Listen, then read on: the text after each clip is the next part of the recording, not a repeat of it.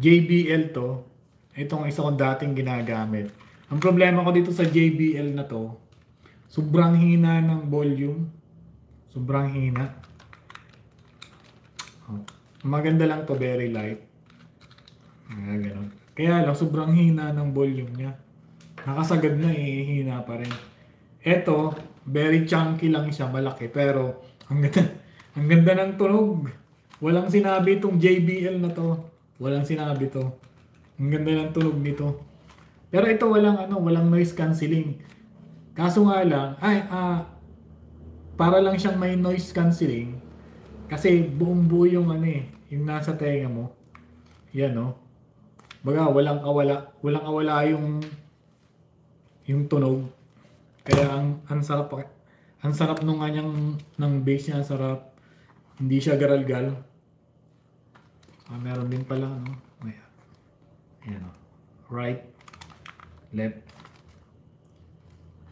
Gamit to ng mga gamer Kasi yung mga batang kakilala ko ganito ang gamit. Ito nga lang, pag malaki ang ulo mo, halimbawa Amerikano ka, malaki ang ulo mo, parang masikip. Kasi sagad na to sagad na. Pero sakto lang sa ulo ko siya sakto lang. So yun.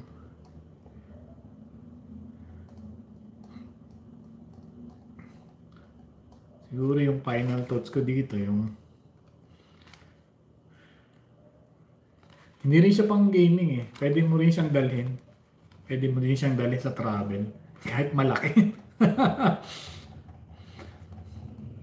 So yung pods nito, yung build, maganda yung pagka-build yung kanyang mga yung kanyang pros.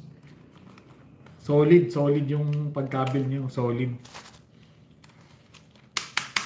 Super kumpay. Tsaka yung base niya, ganda. So ang cons ko lang dito, itong wire na to. Para siyang ang liit. Pero okay lang naman. Tsaka curly siya. Baka kasi mahigpit Baka bilang maputol. Pero matagal ko na siyang ginagamit, okay naman siya Pero yun lang siguro ang puna ko dito.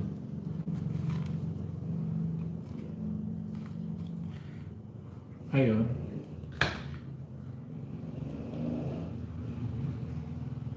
Sige, good night na. God bless you too. Thank you so much sa support. Sian Vance. Thank you so much.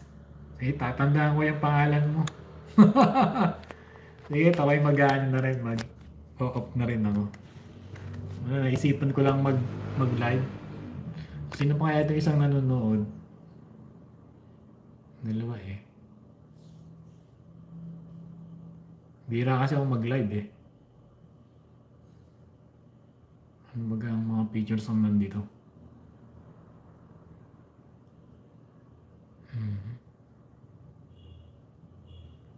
May mga filter din pala dito Beam. Okay pala itong live ng ng YouTube Vertical, bago kasi to. Docu. Meron din filter.